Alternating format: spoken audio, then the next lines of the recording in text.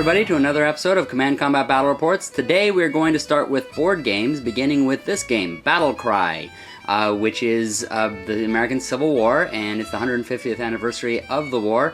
Speaking of which, it is the 150th anniversary of the battle we will be playing, which is Antietam.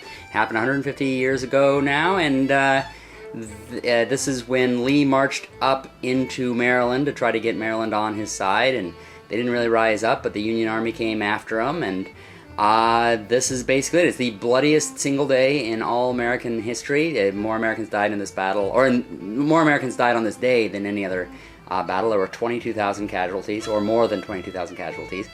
I will be playing Confederate. Jamie will be playing the Union. That's Jamie's thumb. She doesn't want to be on camera today, and I don't blame her, neither do I. And so you got the Confederates on all the different sides. Over here is Sharpsburg. They were guarding, trying to guard, and over here is Antietam Creek, and they are lined up like this. So we'll see how it goes. Starts with the Union turn first. Alright, so these are the cards that were played. The Union is on the left, the Confederates on the right. The Union moved these guys up forward towards that area, and the Confederates moved this guy up in the center and shot over there at the Union guys there and got one guy. Not very nice, didn't let me fire back. No, not a good start for the Union. Alright, so these are the cards for turn 2. Here's the battlefield. The Union moved up here in the center and shot but missed because they're in the sunken road. They get special things for that. Confederates got up here on this hill, shot down there, and made them retreat and killed a guy. So at the end of the turn, these were what were played. Union guys rallied, got one of those guys back over there. Confederates shot in the center and hit these guys running them back, but they played fight back, which meant they shot back. Unfortunately, they didn't really do anything to them, or fortunately, depending on what side you're on. Okay, on this turn, we got the Union is moving in the center. We'll say, screw you guys, we'll go behind your back. They're basically, yeah, these guys are going to kind of edge their way around this edge of the fence to try to roll up the Confederate flank. But the Confederates played this bombard card, which allows the artillery to start moving quickly. So they're moving their artillery real quick over there to kind of try to take them on. Okay, on this turn, the Union over on their right flank has started moving up a little bit over there. The Confederates over here by the bridge have built field works to try to keep them from coming across. Alright, so the Union now moved up onto that hill and up to the bridge and shot a couple of the guys.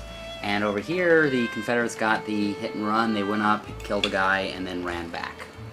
So the Union did what they should have done in the historical battle. They did a coordinated attack all the way across the board. They all moved. So over here, you had these guys moved up, one into the cornfield, one over there to the side over there.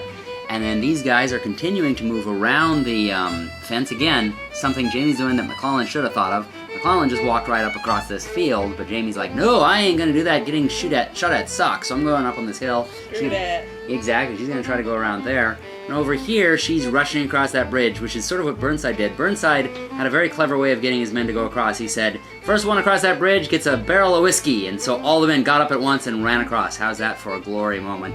Anyway, the Confederates used assault in the center, which means they got to use as many as they have cards for, which is 6. So the general ran up and got into that the line with his men, and the artillery got up there to start firing on those guys over there. And Jackson, with his guys, went over here to the woods to try to go after the guys in the cornfield. Alright, on to the next turn. The Union, it all happened over on this flank. The Union did a forced march where he just rushed his guys into the tree and into covers, or into the trees and cover.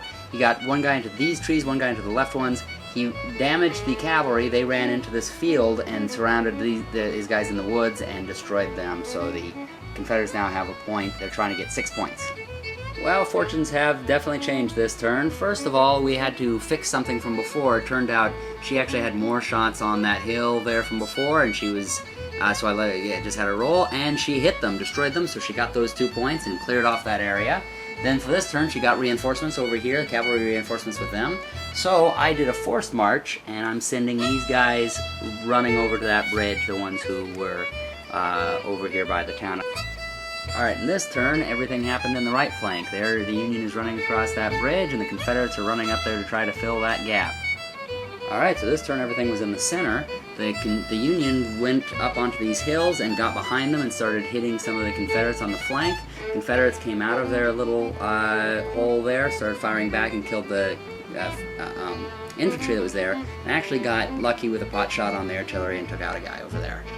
Alright, for this turn, the Union shot over here and killed some of the Confederate artillery and pushed them back. The Confederates, meanwhile, are moving up these hills over here on the right flank.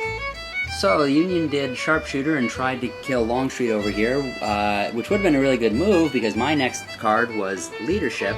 Unfortunately for her, she missed, and so he went up here, destroyed her artillery, and then they, over here on the right, I believe it is, killed the guys on the bridge, and Jackson's guys shot over there but didn't do anything.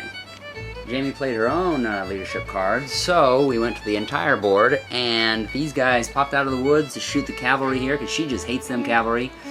Didn't manage to hit anybody. These guys ran over here, yeah, and then these guys shot up here and managed to kill 3 guys off, so she really did well there. They fired back, managed to kill 1 guy off. They didn't like Smitty anyway. They shot over here and got a bunch of the guys over there, and then Jackson shot over here and got a pot shot off on one of the guys over there. Alright, very interesting turn here. You may notice on the board that it looks quite a bit different. What happened was the Union used a hit and run card, and so they ran up here behind the flank of the Confederates, got them pretty hard, and then ran their cavalry back here, so they're sort of in the rear of the Confederates. Also, they moved these guys up here into the cornfield and finally pushed back that cavalry that has been driving them nuts. And over here, they got up onto this hill and started firing at these Confederates right here that, well, were there. Those Confederates fired back, would have caused them to retreat, but because the general's there, he stopped them from retreating and did this, the fight back card, which wouldn't have worked if they had retreated, but since he was there, he caused them not to retreat, shot back, and destroyed them. So, now they've got 3 points. The Union has 4, or the Confederates have 4, the Union has 3. That's the kills that they've gotten. Alright, so this was the last turn, it turns out. Basically, they both took place in the center. The Union did a smart thing. They actually ran up with the cavalry to get into the Confederate rear, and they moved the one remaining Union guy up here on this hill, shot down here, and basically concentrated fire on this one guy here, but didn't manage to do enough. So the Confederates did their center attack, blasted away and destroyed all the cavalry that was here, and then shot this guy and got the one lone guy, and that makes it 5. Well, and then 6. So the game ends with a score of 6-3, Confederates winning, and that's the final battlefield. So anyway, this is the battle report of Antietam on its 150th anniversary. We thank you for watching and hope you enjoyed it. Happy gaming, everybody!